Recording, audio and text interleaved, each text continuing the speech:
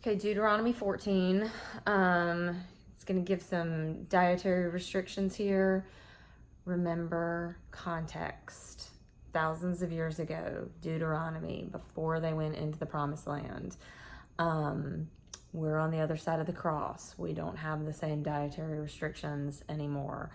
But he was doing all this for his people, for their health, and go back and look at the whole picture and context of why he was doing these things, not just because, he's a big mean God that just said, don't do it for the sake of not doing it. Anyway, that's just my little aside. Here we go with Deuteronomy 14. You are the sons of the Lord your God. You shall not cut yourselves, nor shave your forehead for the sake of the dead. For you are a holy people to the Lord your God. And the Lord has chosen you to be a people for his own possession out of all the peoples who are on the face of the earth. You shall not eat any detestable thing. These are the animals which you may eat: the ox, the sheep, the goat, the deer, the gazelle, the roebuck, the wild goat, the ibex, the antelope, and the mountain sheep. Any animal that divides the hoof and has the hoof split in two and chews the cud, among the animals you may eat. Nevertheless, you are not to eat of these among those which chew the cud, or among those that divide the hoof in two, the camel and the rabbit and the chafin, for though they chew the cud, they do not divide the hoof. They are unclean for you. The pig, because it divides the hoof, but does not chew the cud, it is unclean for you. You shall not eat any of their flesh, nor touch their carcasses. These you may eat of all that are in the water. Anything that has fins and scales you may eat. But anything that does not have fins and scales, you shall not eat. It is unclean for you. You may eat any clean bird.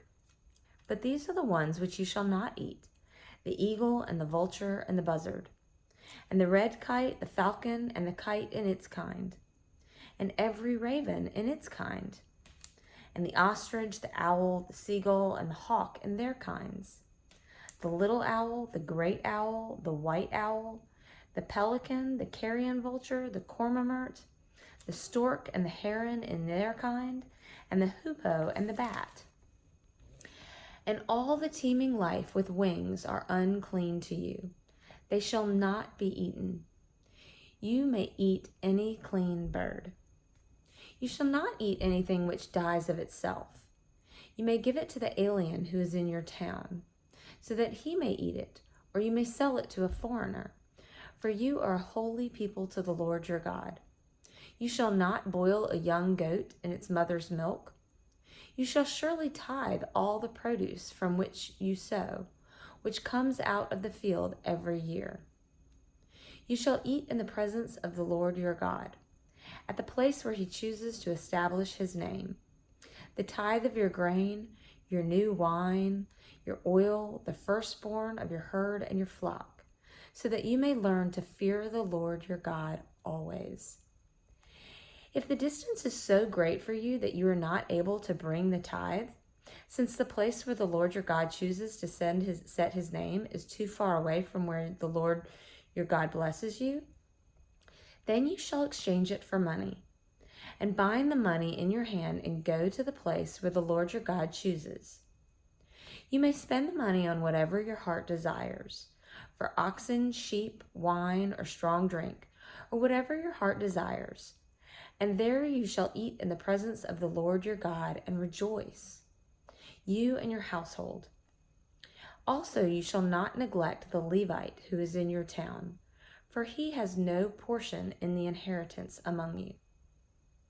At the end of every 3rd year you shall bring out all the tithe of your produce in that year and deposit it in your town. The Levite, because he has no portion or inheritance among you, and the alien and the orphan and the widow who are in your town shall come and eat and be satisfied, in order that the Lord your God may bless you in all the work of your hand which you do. God bless the reading and hearing of his word. Amen.